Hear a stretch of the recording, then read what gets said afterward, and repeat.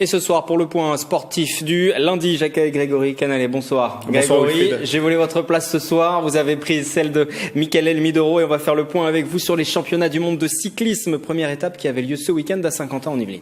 Et il faut retenir, Wilfried, un bilan mitigé pour les pistards français. 3 petites médailles obtenues. L'argent en vitesse par équipe pour le trio Boger, Vigier, d'Almeida. Médaille de bronze en scratch pour Adrien Garel. Benjamin Thomas lui remporte le bronze dans la catégorie Omnium. La délégation française entendait pourtant scorer sur cette première manche avec notamment Mathilde Gros, la jeune pousse tricolore.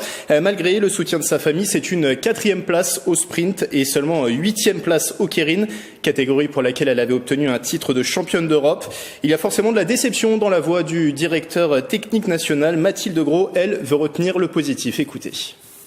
Quelques regrets, on était à domicile, on espérait peut-être avoir des meilleurs résultats, on a tenté. Plusieurs de nos sportifs sont sortis assez rapidement dans les manches de qualification, donc quelques regrets. Je vais plutôt prendre les points positifs, regarder toutes les erreurs tactiques que j'ai faites pour pouvoir les mettre en œuvre, justement ne pas faire les mêmes erreurs dans une semaine à Toronto. Donc pour l'instant je ferai un bilan à la fin des 2 semaines, à la fin des 2 Coupes du Monde. Et petite déception tout de même pour Mathilde qui va devoir rebondir par la suite. Côté organisation, est-ce que cette première manche est un succès ? Eh bien, c'était la première fois que l'enceinte saint-quentinoise recevait l'événement. Environ 3000 spectateurs sont venus chaque jour sur ce vélodrome qui compte, pour rappel, 5000 places. Il n'a donc pas été complètement rempli, mais ça reste satisfaisant. 25 nations étaient représentées. C'était donc une bonne répétition en vue de ces Jeux Olympiques 2024 qui arrivent pour le vélodrome saint-quentinois qui accueillera, pour rappel, des épreuves. Le vélodrome a plu aux athlètes présents. Écoutez à ce propos cette pistarde italienne et aussi la ministre des Sports en déplacement samedi au vélodrome. Une belle répétition d'organiser des Coupes du Monde, des Championnats du Monde chez nous en France dans cette installation.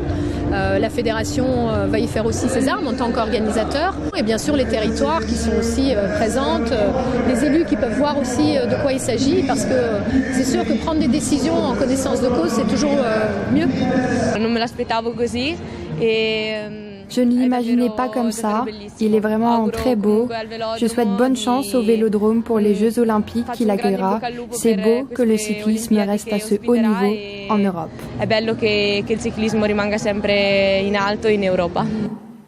Le vélodrome de Saint-Quentin qui devrait de nouveau accueillir une épreuve de la Coupe du Monde de cyclisme sur piste, une manche de cette Coupe du Monde et ce dès la saison prochaine. Merci Grégory, on vous retrouve à 18h30 si vous nous suivez en direct pour le 7-8 Sport, le point complet sur ces mondiaux de cyclisme et puis sur l'actualité yvelinoise, saint-quentinoise en matière de sport. Merci.